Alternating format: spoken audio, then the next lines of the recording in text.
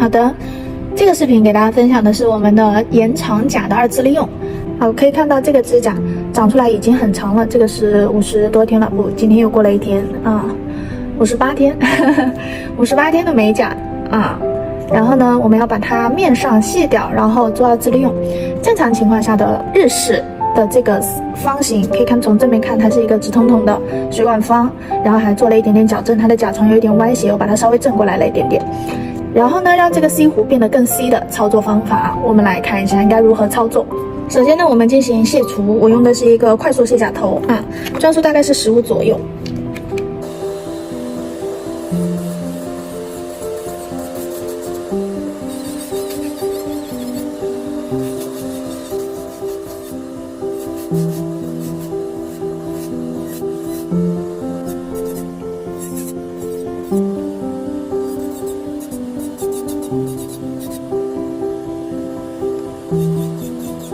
好，我们来看一下整体留下来的厚薄度，是偏薄的状态，看得到吗？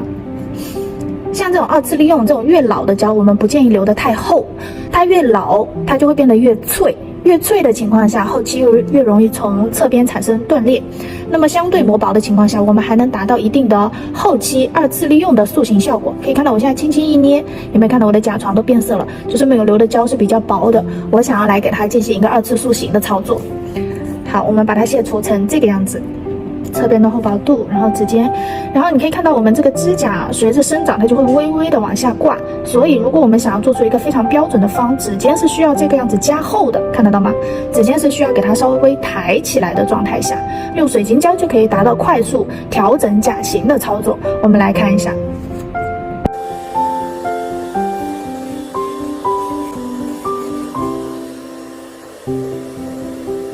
好的，我们剥离死皮，然后刻膜，完成了之后清洁干净甲面，现在来涂底胶。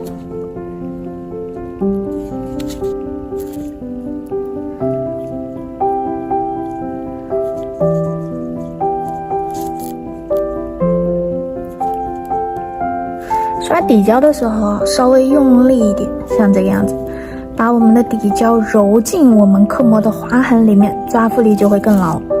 然后底胶只需要薄薄一点点就可以了。然后因为我还没有处理死皮，我们的延长胶也是不进口袋的，所以不需要涂到那么极致。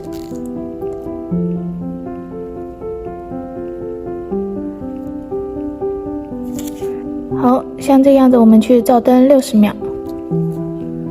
底胶照完灯之后，我们取适量的水晶胶，用榉木棒取胶会更方便哈。接着放置在我们的甲面上，用酒精洗干净的水晶笔，然后来调整我们的整体形态。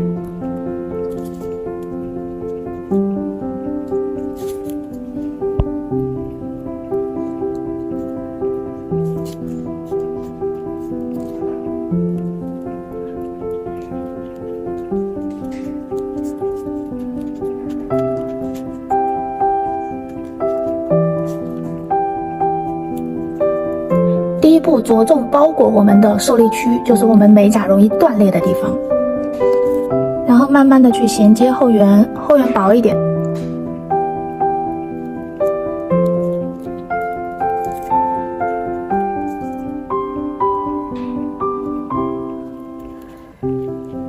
接着往前延伸，去调整我们的整体长度和形状。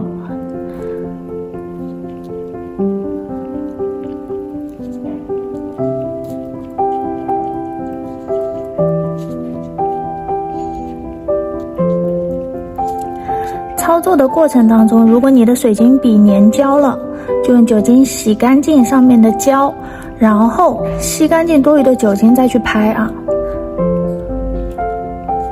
因为我要调整这个指尖下钩的状态，所以我指尖的胶是要铺的比较厚的，然后去打磨底部。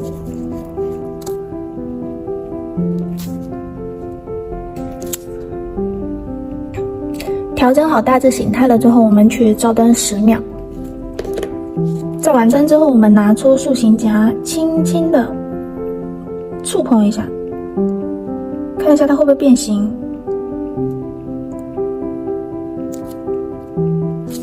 确认它不会变形了之后，我们擦去浮胶，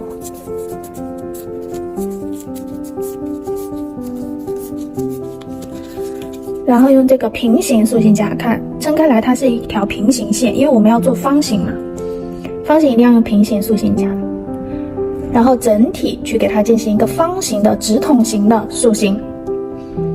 好的，像这个样子，我们的塑形夹调整好胖瘦了之后，我们用手持灯直接在这边照60秒。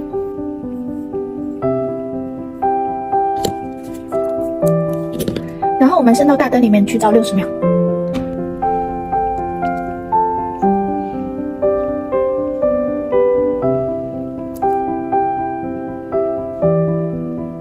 的塑形完成之后，我们先来打磨指尖直线，大拇指固定住甲床啊，先把直线拉出来，反过来确认一下直线是不是够直。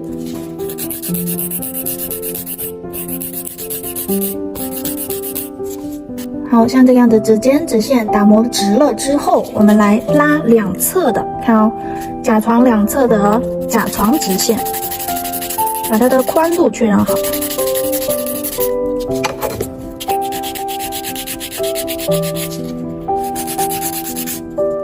整体的这样3条边的直线都确认 OK 了之后，我们来把指尖的这个 C 弧给磨出来。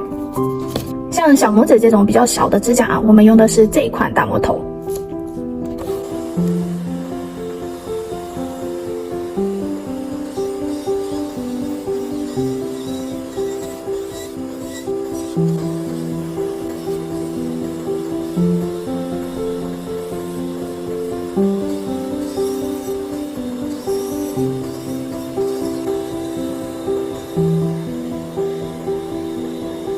好的，我们来看像这个样子，指尖的这个 C 弧的拱度我们就调整好了。接着就是用打磨机把整体的厚薄度过一遍。